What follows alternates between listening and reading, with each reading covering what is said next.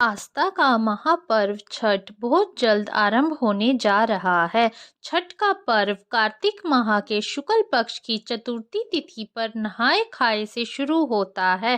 पंचमी को खरना, षष्ठी को डूबते सूर्य को अर्घ्य और सप्तमी को उगते सूर्य को जल अर्पित कर व्रत संपन्न किया जाता है। 4 दिन चलने वाला इस पर्व में सूर्य और छठी मैया की पूजा की जाती है।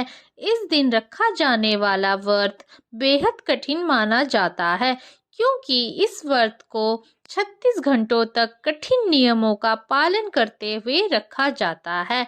इस वर्ष छठ पर्व की पूजा 17 नवंबर 2023 से हो रही है, जिसका समापन 20 नवंबर को होगा। यह व्रत संतान के सुखी जीवन की कामना के लिए किया जाता है।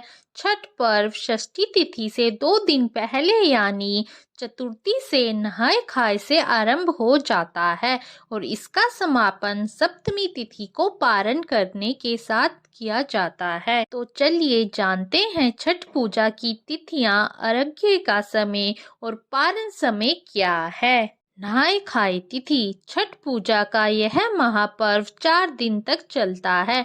इसका पहला दिन नहाय खाए होता है। इस साल नहाय खाए 17 नवंबर को है। इस दिन सूर्य उदय 6:45 बजे होगा। वहीं सूर्य अस्त शाम को 5:27 पर होगा। बता दें कि छठ पूजा की नहाय खाए परंपरा में व्रती नदी में स्नान के बाद नए वस्त्र धारण कर शाकाहारी भोजन ग्रहण करते हैं। इस दिन व्रती के भोजन ग्रहण करने के बाद ही घर के बाकी सदस्य भोजन ग्रहण करते हैं। खरना तिथि। खरना छठ पूजा का दूसरा दिन होता है। इस साल खरना 18 नवंबर को है। इस दिन सूर्य उदय सुबह 6:46 से और सूर्य अस्त शाम को 5:26 पर होगा।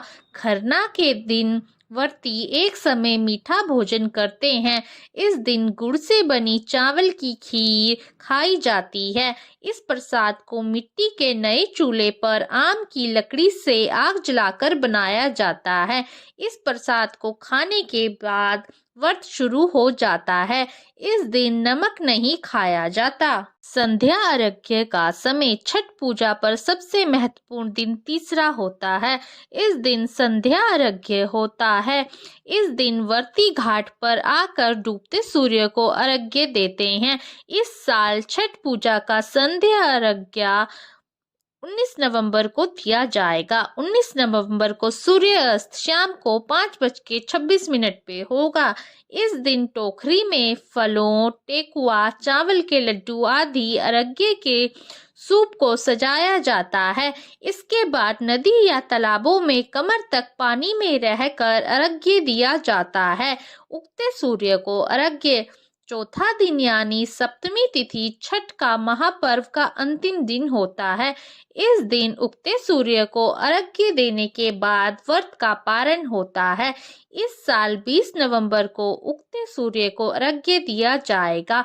इस दिन सूर्य उदय सुबह 6:47 पे होगा। इसके बाद ही 36 घंटों का व्रत समाप्त होगा।